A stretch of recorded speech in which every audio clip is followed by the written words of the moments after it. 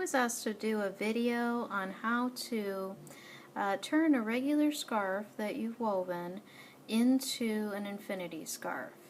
How I'm going to do this is I want to get rid of all of these warp threads.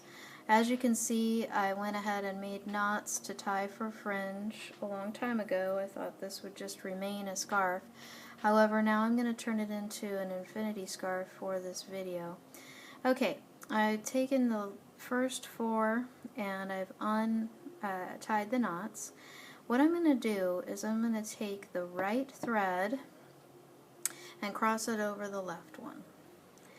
And now I'm going to thread this right thread, and I'm going to put on a tapestry needle, and I'm going to go up into where that left thread came out from.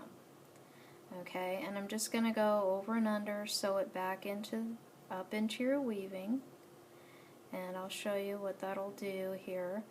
This woven scarf used a lot of pickup sticks, so I don't really have a lot of, it's not plain weave, so I don't have a lot of over and under spots to go in, but I'm just kind of sewing it back in. And because it's a very loose weave, you may see some of my threads here. You won't see that as much if you do a plain weave or a different weave structure. I'm not really worried about it because when I go ahead and wet finish it, I doubt I'll notice it. Okay, so this was my left thread right here. And I'm going to go into the right thread spot, back up into my weaving.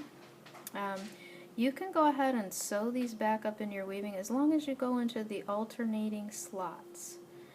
Okay, you want them to cross over and go into your neighbor's slot back up into your weaving to sew it in so that it will stay and you won't have your warp threads coming back out. If you're nervous to do this, then you could always use your sewing machine, zigzag your end here, fold your warp threads under, cut, and sew. However, I really like this method because, as you can see right here, it's going to create this clean edge all the way across your work. And a lot of times I'll then take the 2 edges of my scarf and then use a crochet hook and crochet them together. You could also sew them together, whip stitch, whatever stitch you decide to use. Once your warp threads are sewn back in, and I apologize, my sewing skills are not that great, go ahead and cut wherever you want, being careful not to cut your work.